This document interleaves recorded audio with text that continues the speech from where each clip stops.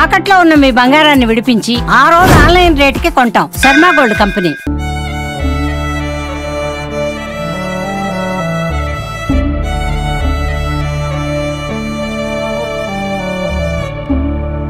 Hi hello welcome to Suman TV Annamayya జిల్లా. నేను మీ సిరివేల్ చరణ్ కుమార్. శాంతి, సహనం, సమానత్వం దీనికి ప్రతీక అయిన గౌతమ బుద్ధుడిని అనుసరించే వాళ్ళు ప్రపంచవ్యాప్తంగా ఉంటారు.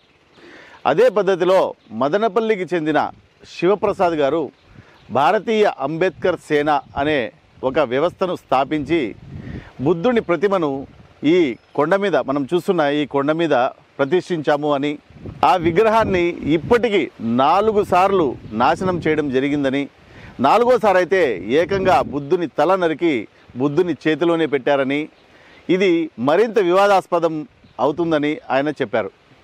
శివప్రసాద్ గారు రాబోతున్నారు. మరిన్ని విషయాలు ఆయన అడిగి మనం తెలుసుకుందాం. సో ఇందాక నేను చెప్పినట్టు వివాదాస్పదమైన బుద్ధుని కొండ మదనపల్లిలో ఏదైతే ఉందో దాని గురించి మాట్లాడడానికి మనతో భారతీయ అంబేద్కర్ సేన వ్యవస్థాపకులు శివప్రసాద్ గారు మనతో ఉన్నారు. ఆయన అడిగి తెలుసుకుందాం. సార్, ఫస్ట్ నా క్వశ్చన్ ఏమంటే, ఒకటే మాటలో చెప్పండి, ఇది ఏదైతే ఎస్పీ గారు నిన్న వివరణ ఇచ్చారో ప్రెస్ మీట్లో, దానితో మీరు ఏకీభవిస్తున్నారా లేదా? మేము కాదు కదా, చిన్న పిల్లలు కూడా ఏకీభవించారు. మీరైతే ఏకీభవించడం లేదు. ఓకే. సో బుద్ధుని కొండలో ప్రతిమను నాశనం చేసింది 13-14 సంవత్సరాల ముస్లిం పిల్లలు అని, అది ఇస్లాం మతానికి సంబంధించిన పిల్లలు కాబట్టి దాని గురించి మీరు ఏమీ మాట్లాడలేక వెనక ముందు అవుతూ ఎవరిని బ్లేమ్ చేయాలో తెలియక మీరు ఎస్పీ గారిని టార్గెట్ చేసి మాట్లాడుతున్నారు అని అంటే దానికి సమాధానం ఏంటి? వాస్తవమైన విషయము. ఎందుకంటే మేము ఎవరి పట్ల మాకు ప్రేమ, అందరి పట్ల ప్రేమే ఉంటుంది. ఇస్లాం అయితే ఏమి, నేను హిందువుని కదా, నేను హిందువునా కాదా చెప్పండి పోనీ ఎవరైనా. ఓకే, మీరు చెప్పండి. మరి అట్లాంటప్పుడు ఇస్లాం పిల్లలు అయితే ఒక రకము, లేదా వేరే పిల్లలు అయితే ఒక రకము చెప్పాల్సిన అవసరము మాకేముండదు. కానీ జిల్లాలో ఒక ఉన్నతాధికారి, సూపరింటెండెంట్ ఆఫ్ పోలీస్ లాంటి అధికారి విచారణ చేపట్టి తర్వాత ఈ వివరణ ఇచ్చిన తర్వాత కూడా మీరు ఏకీభవించకపోవడంతో మేము ఏ విధంగా అర్థం చేసుకోవాలి? అందరు కూడా అర్థమయ్యేది, మీకు కూడా మనసు పెట్టి చూస్తే అర్థమవుతుంది. ఎస్పీ గారు అంటారు ఇంత విగ్రహము, ఆయన చెప్పాడు ఇట్లనే కూర్చొని టేబుల్ మీద చేయబెట్టి, ఇంత విగ్రహము, అది చిన్నపిల్లలు 13-14 ఏళ్ళ పిల్లలు చెరువులో చేపలు పట్టేకపోయి సైకిల్ వేసుకొని పైకి వెళ్ళారంట. పైకి వెళ్ళి వాళ్ళు దానిలో డబ్బులు ఉంటాయని దొబ్బేశారంట దాని కిందకి. ఆ దొబ్బేసి ఆడుకునే క్రమంలో తల విరిగిపోయింది అంటాడు. ఎంత హాస్యాస్పదం అంటే అది. కానీ ఆ విగ్రహాన్ని విగ్రహం చెప్తాను సార్. విగ్రహం అనేది సిమెంటు, కమ్మి, కంకర మోల్డ్ చేసిన విగ్రహం. 3.5 feet హైట్ ఉంటుంది. అది 3.5 feet హైట్ ఉంటుంది. 3 feet వెడల్పు ఉంటుంది. ఇంత వెడల్పు. దాన్ని మేము మనుషులు ఒక 5-6 మంది కూడా ఎత్తుకోలేము, అంత వెయిట్ ఉంటుంది. మేము పీఠం మీదకి ఎక్కించేటప్పుడు మనిషి ఎత్తి పీఠం కట్టాం. ఎక్కించేటప్పుడు జేసీబీ ముందర తొట్టి ఉంటుంది, ఆ తొట్టిలో పెట్టుకొని దాన్ని ఎత్తి పైన పెట్టాము. అట్లాంటి ఒక విగ్రహాన్ని మీరు ఆలోచించండి. 13-14 ఏళ్ళ పిల్లలు పైకి ఎక్కి ఇట్లా దుబ్బితే పడిపోతుందా? రమ్మని చెప్పండి ఎస్పీ గారిని, ఆ విగ్రహం ఎత్తుకొని ఆడ పెడదాము, ఆ పిల్లలను దుబ్బమని చెప్తాము. ఆ తలలో 4 కమ్ములు ఉంటాయి, ఇంత తలకిని బాడీ మధ్య. ఈ కమ్మిలు ఇరిగిపోయినది మీకు కనపడుతుంది బొమ్మను చూస్తే. కమ్మిలు ఇరిగిపోయింది అంటే పిల్లలు ఆడుకుంటా ఉంటే. అయితే మీ ఉద్దేశం ప్రకారం ఇప్పుడు ఇది ఒకటోసారి కాదు, ఇది 1, 2, 3, 4వసారి విగ్రహాన్ని ధ్వంసం చేశారు అని అన్నారు. మరి 3 సార్లు ధ్వంసమైనప్పుడు మీరు ఎప్పుడు ఆ విగ్రహాన్ని పరిరక్షించడానికి కానీ, ఒక పోలీస్ కంప్లైంట్, పోలీసు వాళ్ళ సహాయం తీసుకోవడం కానీ అట్లాంటిది ఏం చేయలేదా? చేశాను. ఫస్ట్ విగ్రహం అనేది అది మట్టిది, అదేదో నిజంగానే పిల్లలు అనుకుంటే పిల్లలు, లేకుంటే ఆకతాయిలు అనుకుంటే ఆకతాయిలు ఆడుకునే క్రమంలోనో లేదంటే దురుద్దేశంగానో రాయో గియో చేస్తే పగిలిపోయేది, అంటే మట్టితో చేసి. కానీ ప్రపంచానికి శాంతిని బోధించిన గౌతమ బుద్ధుడు లాంటి వ్యక్తి, అలాంటి మహానుభావుడి విగ్రహాన్ని మట్టిదైనా సిమెంట్దైనా పగలగొట్టాలని ఎవరికి అనిపిస్తుంది అంటారు? అంటే జనరల్గా ఇక్కడ ఒకటి సార్, స్టార్టింగ్ నుంచి ఇక్కడ 2 వైరుధ్యాలు ఉన్నాయి. ఒకటి అంకిశెట్టిపల్లి సర్పంచ్కి అక్కడ బుద్ధ విహార్ ఏర్పాటు చేయడం ఇష్టం లేదు. ఆయన పేరు శరత్ రెడ్డి. ఆయన చాలాసార్లు ఇబ్బందులు పెట్టాడు మాకు. అప్పట్లో ఒక విగ్రహం ధ్వంసమైనప్పుడు ఇన్వెస్టిగేషన్లో భాగంగా ఆయన తీసుకొచ్చి పోలీస్ స్టేషన్లో కూడా పెట్టారు. రేపు అరెస్ట్ చూపిస్తామని డిఎస్పీ గారు రవి మనోహరాచారి గారు అప్పుడు చెప్పారు. బట్ మళ్ళీ ఏం జరిగిందో రెండోసారి ఇది ఫైనల్ అంటే ఫస్ట్ టైం అంటే మేమే కంప్లైంట్ చేయాలి, సెకండ్ టైం కంప్లైంట్ చేసాం. సెకండ్ టైం మేము చెప్పిన అనుమానాన్ని వదిలేసి, అంటే మా వైపు నుంచి ఒక అనుమానం ఉంటుంది, అది వదిలేసి కంప్లైంట్ అయితే మా దగ్గర తీసుకున్నారు. కానీ ఇన్వెస్టిగేషన్ అంతా వాళ్ళే చేసి ఎవరినో ఆ తాండాలో అక్కడ ఇక్కడ పిల్లల్ని తీసుకొని వచ్చి కేసులో పెట్టారు. అసలు వాళ్ళ మొహాలు ఇప్పుడు కూడా చూడలేను నేను. మూడోసారి ఏమైందంటే అదే శరత్ రెడ్డి వీళ్ళని పట్టుకోపోయినారు, పోలీస్ స్టేషన్లో పెట్టుకున్నారు. డిఎస్పీ గారు నాతోనే చెప్పారు, రేపు వీళ్ళకి రిమాండ్ పెడతాను శివ అని చెప్పాడు. కానీ పెట్టలే. ఆ రోజులో ఏమైందో. ఓకే.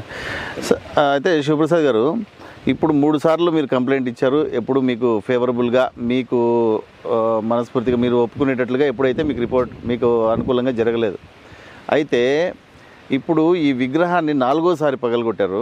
ఇప్పుడు మీరు మొదట్లో అన్నారు బీజేపీ వాదులని ఒకరు అన్నారు, ఆర్ఎస్ఎస్ వాదులని ఇంకొకరు అన్నారు. తర్వాత ఇప్పుడు ఫైనల్గా విచారణ తర్వాత ఒక 13-14 ఏళ్ల పిల్లలు అని చెప్పి ఎస్పీ గారు చెప్పారు. మీ ప్రకారం ఎవరు పగలగొట్టారు? మేము బీజేపీ వాళ్ళు అని ఎందుకన్నామంటే 4 రోజులకు ముందు, ఆ విగ్రహం పగలక 4 రోజులకు ముందు, మేము చూడక 4 రోజుల ముందు అంకిశెట్టిపల్లికి సంబంధించిన బీజేపీ లీడరు రాజశేఖర్ అనే అబ్బాయి నాకు ఫోన్ చేసి రాత్రి 8:30 గంటలప్పుడు నేను ఊర్లో లేను. నాకు ఫోన్ చేసి, అన్న కొండపైకి 4 బండ్లు పోతున్నాయి, మీరేమన్నా కొండపైన ఉన్నారా అని అడిగాడు.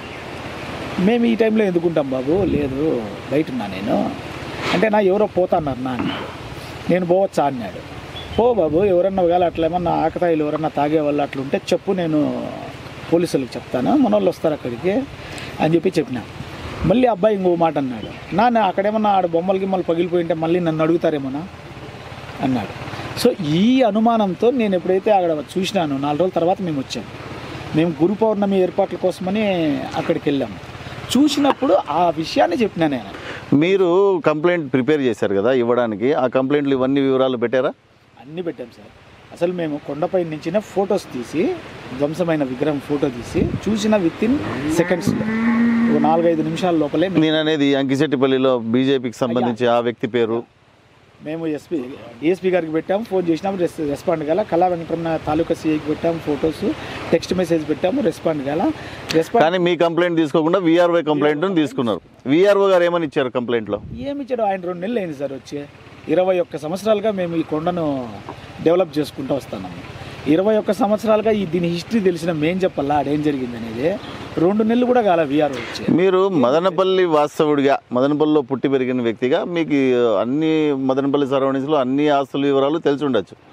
అలాగని ఈ ఆస్తి మాకు సంబంధించింది అని, మాకు గవర్నమెంట్ అలాట్ చేసింది అని మీరు ఏ విధంగా చెప్తారు? కానీ ఎస్పీ గారు అయితే ఎటువంటి పేపర్లు పత్రాలు లేకుండా అయితే వేగ్గా అయితే చెప్పరు కదా.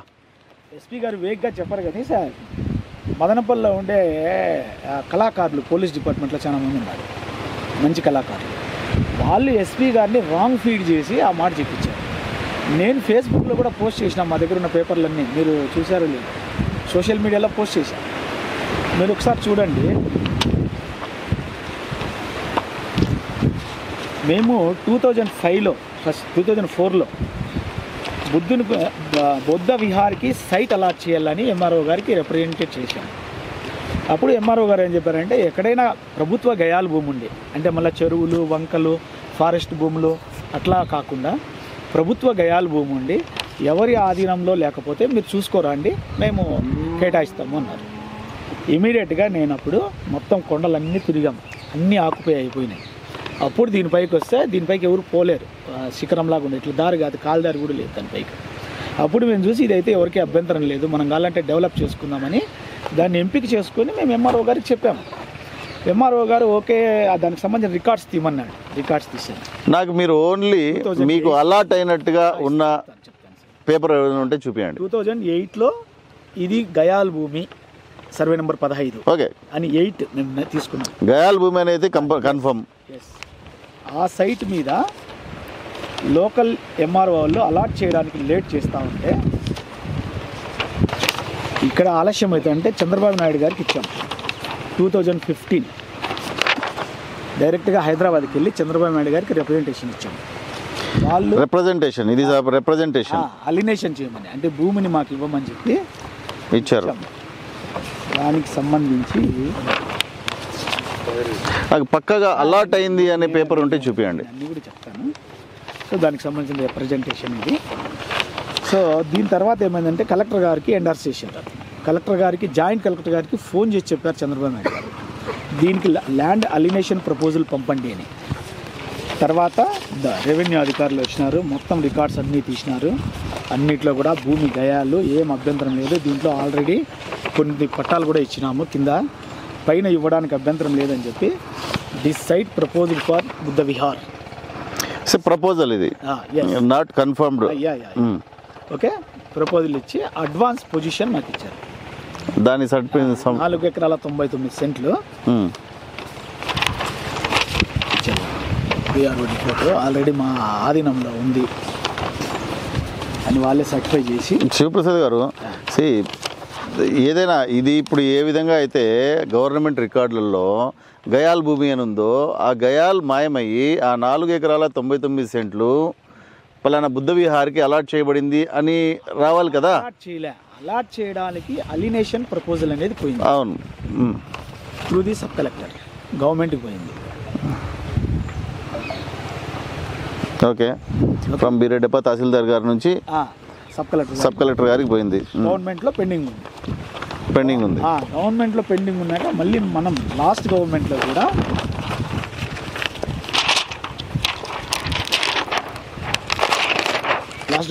రిప్రజెంటేషన్ చేశాం. ఇవన్నీ నేను ఫేస్బుక్లో చూశాను, మీరు పెట్టారు. సో ఇక్కడ ఏమంటే ఇది ప్రభుత్వ భూమి. ఓకే, ప్రభుత్వ భూమే కదా గుళ్ళకి దేవాలయాలకి అడిగేది. ఇప్పుడు మదనపల్లి చుట్టూరా 100 చూపిస్తాను నేను. ప్రభుత్వ భూముల్లో ఉన్న చర్చిలు, గుళ్ళు, దర్గాలు, మసీదులు 100 ఉంటాయి సార్. మనం ఇప్పుడు వచ్చేటప్పుడు 7 పక్కన ఉంది. సో మీరు అనడం ఏమంటే వేరే జాగాలలో మసీదులు కానీ చర్చిలు కానీ దేవాలయాలు ఉన్నారు కాబట్టి మాకు కూడా ఇది ఇక్కడ ఖాళీగా ఉంది గయాల్ భూమిలో, ఇది అలాట్ చేయండి బుద్ధ విహార్కి అని అడగడంలో అయితే ఖచ్చితంగా తప్పు లేదు. ఖచ్చితంగా సార్, ఈ విషయంలో మీకు ఈ భూమి అలాట్ చేయాలని, ప్రాపర్గా ఇవ్వాలని నేను మనస్ఫూర్తిగా కోరుకుంటున్నాను. ఇంకోటి ఎస్పీ గారు అన్నారు నిర్మానుష్య ప్రదేశము అని. పల్లె దగ్గరే ఉంది. నిర్మానుష్య ప్రదేశం అయితే దీనికి గవర్నమెంట్ 2 బోర్లు వేసింది. బుద్ధుని కొండకి అని రెజల్యూషన్ పాస్ చేసి 2 బోర్లు గవర్నమెంట్ వేసింది. ఒక బోర్కి పైప్ లైన్ కూడా పైన నీళ్ళు వస్తాయి. నెంబర్ 1. నెంబర్ 2, ఎస్ఐలు కానిస్టేబుల్ కాటి నుంచి సిఐలు డిఎస్పీల వరకు పైన జరిగే ఉత్సవాలకు హాజరైనారు. డీజీపీ రిటైర్డ్ ఆంజనేయ రెడ్డి గారు పైన కొండపైకి వచ్చి హాజరైనారు ప్రోగ్రాంలో. 2 ఎమ్మెల్యేలు హాజరైనారు. 3 ఎంపీలు వచ్చినారు. చిత్తూరు ఎంపీ రెడ్డప్ప గారు వచ్చారు, అప్పుడు మిథున్ రెడ్డి గారు వచ్చారు, కానీ ఇంత ఎంపీ తిరుమావళవన్ గారు వచ్చారు. ఇంత పెద్ద పెద్ద వాళ్ళు వచ్చినప్పుడు ఆ కాంట్రాక్ట్స్ను ఉపయోగించుకొని మీరు ప్రాపర్గా అలాట్ చేయించుకుని ఉంటే బాగుండేదేమో అని నా ఉద్దేశం. ఇక్కడ రెజల్యూషన్ పంచాయతీ ఒకటి కావాల్సి వచ్చింది సార్ అప్పట్లో. ఆ పంచాయతీ రెజల్యూషన్ ఇవ్వకుండా ఈ సర్పంచ్ ఇబ్బంది పెట్టడం వల్ల, వాళ్ళ గవర్నమెంట్ ఉంది కాబట్టి అతను గవర్నమెంట్కి ఒకవేళ మేము పోయి ఎంపీ గారినో ఇంకోరినో అడిగినా కూడా ఆయన రెడ్డి కమ్యూనిటీ కాబట్టి వాళ్ళని మేనేజ్ చేసుకొని ఇక్కడ ఇవ్వకుండా అడ్డుపడతా వచ్చినాడు. ఇప్పుడు గవర్నమెంట్ మారింది కాబట్టి, అంతకుముందున్న చంద్రబాబు నాయుడు గవర్నమెంటే మాకు ఇవ్వమని చెప్పి అలినేషన్ ప్రపోజల్ ఇచ్చింది కాబట్టి ఇప్పుడు మళ్ళీ మేము ప్రయత్నం చేస్తాం. ఓకే, సరే, ఇప్పుడైతే డాక్యుమెంట్స్ అయితే అన్న చూపించడం అయితే జరిగింది. ఈ డాక్యుమెంట్ను బేస్ చేసుకొని రెవెన్యూ వాళ్ళు ఏ విధంగా స్పందిస్తారో మనం వెయిట్ చేసి చూద్దాము అన్న. ఇంకా ఇది పక్కన పెడితే మీకు మనస్ఫూర్తిగా న్యాయం జరగాలని కోరుకుంటున్నాను. ఎందుకంటే మీరు చాలా మంచి మనిషి, ప్రజలకు చాలామందికి సేవ చేసిన వ్యక్తి కాబట్టి. ఇకపోతే ఆగస్టు 9న చలో మదనపల్లి అనే ప్రోగ్రామ్ను ఒకటి అనౌన్స్ చేశారు. దానికి అనుమతి ఇప్పటి వరకు ఇవ్వలేదు, భవిష్యత్తులో ఇవ్వబోము అని ఖచ్చితంగా ఎస్పీ గారు చెప్పడం అయితే జరిగింది.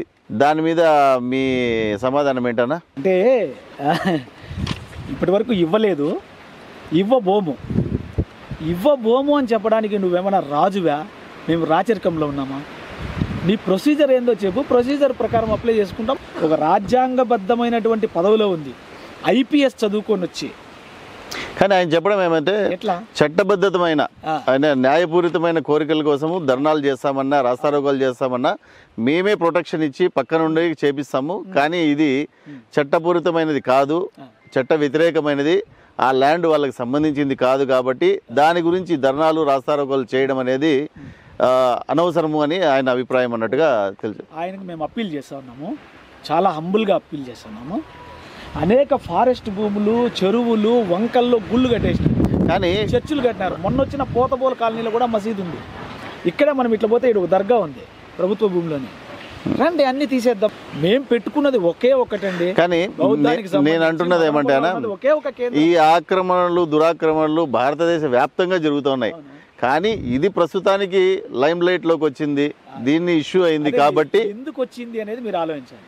మీరు దళితులు చేస్తున్నారు కదా కాబట్టి చీప్, లేదంటే రోడ్డుకి ఈ పక్క మేము నిరాహార దీక్ష చేస్తా అంటే కేసులు పెడతారండి.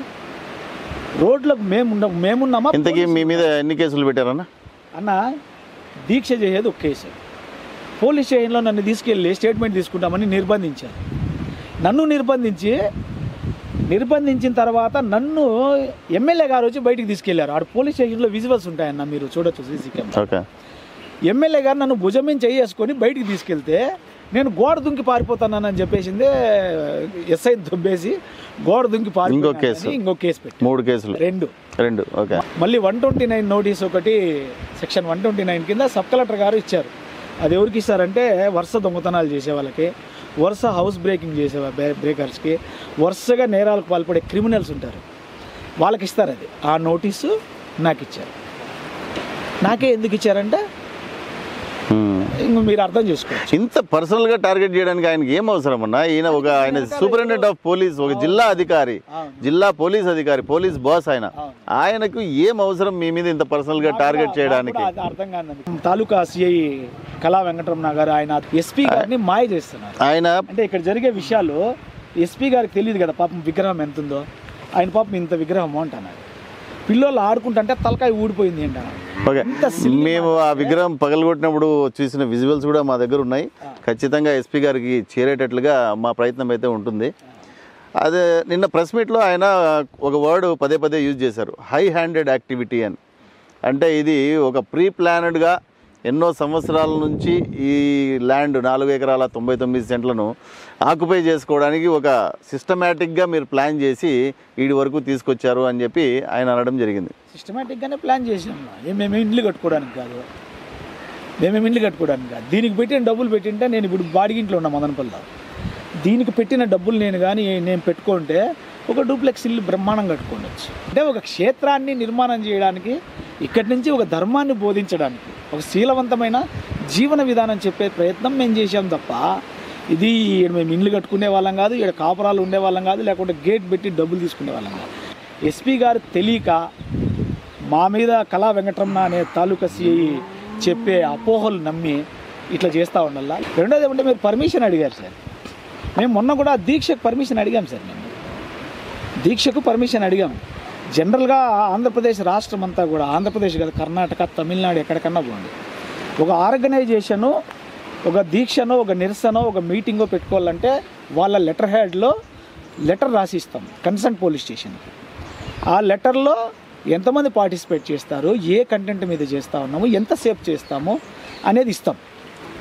అయినా ఒకవేళ మైక్ వాడుకునేట్టుకంటే మైక్ సంబంధించిన చలాన్ కూడా కట్టి దానికి పిన్ చేసి ఇస్తాం. మీరు అవన్నీ పాటించి ఇచ్చారా? అవన్నీ జనరల్గా మాకు మొన్న మైక్ అవసరం లేదు కాబట్టి మైక్ పర్మిషన్ కట్టలే, ఎందుకంటే మేము మైక్ వాడుకోలే. మాది బౌద్ధ దీక్ష అంటే ఎట్లుంటుంది అంటే మీరు ఒకసారి మీరు పదిసారి ఒక విషయం మర్చిపోతున్నట్టున్నారా, మనం అప్లై చేస్తాం కానీ అప్రూవల్ వస్తేనే మనకు అది వచ్చినట్టు.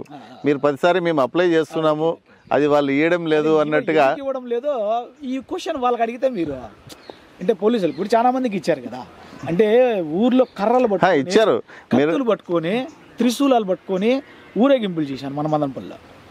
ఇవ్వలేదా? నేను విజువల్స్ చూపిమంటావా? ఇచ్చారు కదా. అదే కానీ అది మీకు పర్మిషన్ ఎందుకు ఇవ్వడం లేదో మనకైతే తెలియదు. కానీ 10 సారి శివప్రసాద్ గారు భారతీయ అంబేద్కర్ సేన తరపున పర్మిషన్ కోసం అయితే అప్లై చేయడం అయితే జరుగుతుంది, కానీ అటుపక్క నుంచి పర్మిషన్ రావడం లేదు. ఇతరులకు ఇస్తున్నప్పుడు మాకెందుకు ఇయ్యరు అనేది ఆయన ప్రశ్న. ఇంకోటి సార్, ఇచ్చి కూడా కేసు పెట్టారు ఒకసారి. బెంగళూరు బస్ స్టాండ్లో మానవ అప్పుడు కూడా ఎస్పీ గారు విద్యాసాగర్ నాయుడు గారేనా? ఎస్పీ గారి 2-3 months బ్యాక్ కేసు నంబరు 47/2005 దాన్ని ఆ రోజు నేను పర్మిషన్ తీసుకున్నా. ఆయన ఇచ్చిన ఫార్మెట్లోనే పర్మిషన్ తీసుకున్నా. ఆయన ఇచ్చే ఫార్మెట్ భారతదేశంలో ఎక్కడ లేదు, ఈ జిల్లాకు మాత్రమే కొత్త రాజ్యాంగం రాసినాడు మా ఎస్పీ గారు, సొంత రాజ్యాంగం. సో దాని ప్రకారమే తీసుకున్నాం. తీసుకొని మానవహారం చేస్తే, మానవహారం చేసిన మా మీద, అంటే మేము చేతులు పట్టుకొని రౌండ్ తిరుగుతాం చూడు, మా మీద కేసు పెట్టారు. అక్కడి నుంచి ర్యాలీగా మసీదు పెద్దలంతా కలిసి సబ్ కలెక్టర్ ఆఫీస్కి పోయినారు, ఒక 2-3 వేల మంది. దాన్ని నడిపించిన మసీద్ పెద్దలు ఉన్నారు చూడు, ఇమాంలు, మౌజన్లు, వాళ్ళ మీద కేసులు లేవు సార్.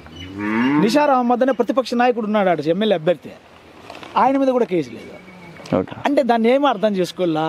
అయితే ఇట్లాంటి దుర్మార్గమైన ఎమర్జెన్సీలో కూడా లేని ఇట్లాంటివి పెడతారా సార్ ప్రొసీజర్స్? ఇది ఎక్కడైనా ఒక లెటర్ ఇస్తాం, లెటర్ హ్యాడ్లో, ఇది ఒకసారి చదవండి, ఇది ఏమైనా మానవ మాతృలకు సాధ్యమవుతుందేమో. అంటే ఎవరూరు మీటింగ్లకు వస్తారో ముందే మేము రాయిల్లా, ఎన్ని బండ్లు వస్తాయో ఆ బండ్లు నంబర్లతో సహా, లైసెన్సులతో సహా మేము రాయిల్లా. ఈ ప్రొసీజర్ అందరికీ ఉండదా? ఎక్కడ భారతదేశంలో ఎక్కడ లేదు సార్ ఇది. ఎక్కడైనా ఒక పెద్ద ఇష్యూ జరిగితే, నా స్నేహితుడు ఒక ఎస్సీ ఎస్టీకి సంబంధించిన స్నేహితుడు ఉన్నాడు, అతని ద్వారా నీకు ఎస్సీ ఎస్టీ అట్రాసిటీ కేసు పెట్టిపిస్తాను అని చాలాసార్లు ఉపయోగించడము, చాలాసార్లు మాట్లాడడము మనం చూసే ఉంటాం. అది బలమా, బలహీనత, లేకపోతే దాన్ని మిస్యూజ్ చేసుకునే వాళ్ళకి మాత్రమే అన్న? చాలామంది దుర్వినియోగం చేసుకుంటున్నారని నేను అన్నాను, కానీ ఎవరైతే దుర్వినియోగం చేసుకుంటున్నారో వాళ్ళకి మాత్రం మీరు ఇచ్చే సందేశం ఏంటి సార్? ఒకటి, ఎస్సీ ఎస్టీ యాక్ట్ లేకపోతే, నెంబర్ 1 ఎస్సీ ఎస్టీ యాక్ట్ లేకపోతే ఈరోజు మనం ఇట్లా స్వేచ్ఛగా కూర్చొని మాట్లాడుకునే వాళ్ళని కాదు. ఆ సామాజిక అంతరాలు అట్లే ఉండేవి. సో దానివల్ల కొంత సామాజిక అంతరాలు తగ్గి అందరూ ఈక్వాలిటీకి వచ్చేదానికి ఆస్కారం ఏర్పడింది. అయితే ఈ క్రమంలో కొంతమంది రియల్ ఎస్టేట్ వాళ్ళు, పెత్తందారులు, రాజకీయ నాయకులు, వడ్డీ వ్యాపారులు, కొంతమందిని ఎవరైనా కొన్ని ఆర్గనైజేషన్స్ పేరుతో కొంచెం ఎస్టాబ్లిష్ అయ్యి అట్లా ఉన్న వాళ్ళను ఉపయోగించుకొని వాళ్ళు పబ్బం గడుపుకోవడానికి ప్రయత్నం చేస్తూ ఉన్నారు. అట్లాంటివి కొన్ని దుర్వినియోగం అవుతూ ఉన్నాయి, వాటిని మేము ఖచ్చితంగా వ్యతిరేకిస్తాం. అట్లాంటివి వచ్చినప్పుడు పోలీస్ డిపార్ట్మెంట్ కూడా సీరియస్గా, అంటే ఎందుకు అట్లా జరుగుతున్నాయంటే మన పోలీసు వాళ్ళకి బాగా ఎక్కువ ప్యాకేజ్ ఇస్తారు, ఆ కేసు భిన్న తొందరగా రిజిస్టర్ అయిపోతుంది. వడ్డీ వ్యాపారస్తుడో, రియల్ ఎస్టేటోడో, లేకపోతే పెత్తందారులు, భూస్వాములు ఇచ్చే కేసులు, రాజకీయ నాయకులు ఇచ్చే రాజకీయ కక్షలతో ఇస్తారు చూడండి. ఇప్పుడు మనకు తెలుసు వైసీపీ మీద ఎస్సీ ఎస్టీ కేసులు ఇప్పుడు పెడుతున్నారు, అంతకుముందు టీడీపీ మీద ఎస్సీ ఎస్టీ కేసులు పెట్టి వైసీపీ. అంటే దానిలో మాత్రం ఇమీడియట్గా రెస్పాన్స్ ఉంటుంది. ఇక్కడ పనసమాకులపల్లిలో సోషల్ బాయ్కట్ చేసినారంటే దాంట్లో అరెస్ట్ ఉండదు. వేంపల్లిలో వినాయకుని అడ్డుకున్నారంటే దానికి అరెస్ట్ ఉండదు. చూసారా? అంటే నిజమైన ఇష్యూ జరిగిన కాడ మేము ధర్నాలు చేయాలా, రాస్తారోకోలు చేయాలా, పోలీసు వాళ్ళతో మేము ఘర్షణ పడాలా, అంత జరిగితే ఒక ఎఫ్ఐఆర్ అవుతుంది. మళ్ళీ అది ఇన్వెస్టిగేషన్ కంప్లీట్ అవుతుందో లేదో తెలియదు, రెఫర్ పెట్టేస్తారు. మళ్ళీ కోర్టుకి వెళ్తే కోర్టులో ఫైట్ చేయాలా. అంటే నిజమైన ఇష్యూ ఫైట్ చేయడానికి చాలా కష్టం ఉంది. కానీ తప్పుడు కేసులు అనేటివి చాలా ఈజీగా పెట్టేస్తున్నారు, ఛార్జ్షీట్ వేస్తున్నారు, రిమాండ్ కూడా పంపించేస్తున్నారు. సరే, నా టాపిక్ డైవర్ట్ అవుతుంది. ఇప్పుడు ఆగస్టు 9న మీరు చేపట్టబోయే చలో మదనపల్లి కార్యక్రమానికి మీరు నిర్వహించబోతున్నారా? ఒకవేళ నిర్వహిస్తుంటే ఎక్కడెక్కడి నుంచి ఎవరెవరు వస్తున్నారు అనేది మాకు చెప్పండి. ఒకటి సార్, మీరు అన్నారు అప్పుడే, ఎస్పీ గారు, గౌరవ మన జిల్లా ఎస్పీ గారు వాళ్ళకి అనుమతి లేదు, అనుమతి కూడా ఇవ్వబోము అని చెప్పినట్లుగా తెలిసింది. అయితే నేను ఒకటి చెప్తాను, మేము రాజ్యాంగబద్ధంగా అనుమతి కోరుతాం. భారతదేశంలో అన్ని చోట్ల కూడా ఎట్లా ఇస్తారో అదే పద్ధతిలో ఆంధ్రప్రదేశ్లో అన్ని జిల్లాల్లో ఎట్లా ఇస్తారో ఆ పద్ధతిలో మేము అనుమతి కోరుతూ ఆయనకి రిప్రజెంటేషన్ ఇస్తాం కన్సర్న్ పోలీస్ స్టేషన్లో. మైక్ పర్మిషన్కి సంబంధించి చలాన్ని కూడా కడతాం. ఒక ప్రభుత్వ ఉద్యోగి ఉండేది, ప్రజలు అప్పీల్ చేసుకుంటే ఆ అప్పీల్ని క్లియర్ చేయడానికి నువ్వు ఉండేది. 9వ తేదీ 100% ప్రోగ్రామ్ ఉంటుంది. ఈ ప్రోగ్రామ్కి ఇప్పటికే ఆల్ ఇండియా బిక్కు సంఘం మద్దతు ప్రకటించింది. మొన్ననే తెలంగాణ, ఆంధ్ర ఇన్ఛార్జ్ మా ఇంటికి వచ్చి పోస్టర్ ఆవిష్కరణ కూడా చేసి వెళ్ళారు. అదేవిధంగా తమిళనాడులో ఉండే బుద్ధిస్ట్ ఫ్రెటర్నిటీ కౌన్సిల్ వాళ్ళు కూడా మద్దతు తెలియజేసినారు. Buddhist Society of India doctor Babasaheb Ambedkar పెట్టిండేది, ఆ గ్రూప్స్ అన్నీ కూడా మాకు మద్దతు ఇప్పటికే ప్రకటించాయి. మహాబోధి సొసైటీ కూడా మాకు మద్దతు ప్రకటించింది. ఆల్మోస్ట్ మేజర్ గ్రూప్స్ ఏవైతే ఉన్నాయో బుద్ధిస్ట్కి సంబంధించినటువంటి గ్రూప్స్ అవన్నీ ఇప్పటికే మాకు మద్దతు ప్రకటించినాయి. ఇంకా మేము అంబేద్కర్ సంఘాలని, దళిత సంఘాలని, ప్రగతిశీల సంఘాలని ఇన్వైట్ చేసే పనిలో ఉన్నాం. సో అందరినీ ఇన్వైట్ చేస్తాం. సో అది అండి. సో శాంతికి ప్రతిరూపమైన గౌతమ బుద్ధుని చుట్టూ ఉన్న వివాదం ఇది. ఆగస్టు 9వ తారీఖు ఎట్టి పరిస్థితుల్లో చలో మదనపల్లి అయితే నిర్వహించి తీరుతామని భారతీయ అంబేద్కర్ సేన అధ్యక్షులు శివప్రసాద్ గారు అంటున్నారు. కానీ ఎట్టి పరిస్థితుల్లో పర్మిషన్ ఇవ్వబోమని ఎస్పీ గారు ఆల్రెడీ చెప్పడం జరిగింది. ఇది ఏ విధంగా ముందుకెళ్తుందో చూద్దాం. ఏది ఏమైనా మదనపల్లి ప్రజలందరూ శాంతి భద్రతలతో ఉండాలని, ఎటువంటి అవాంఛనీయ సంఘటనలు జరగకుండా మనశ్శాంతిగా ప్రశాంతంగా ఉండాలని కోరుకుంటూ ఈ ఇష్యూ ఎంత తొందరగా వీలైతే అంత తొందరగా రిజాల్వ్ కావాలని కోరుకుంటూ ముగిస్తున్నాము. జై హింద్. థ్యాంక్ యూ అన్న.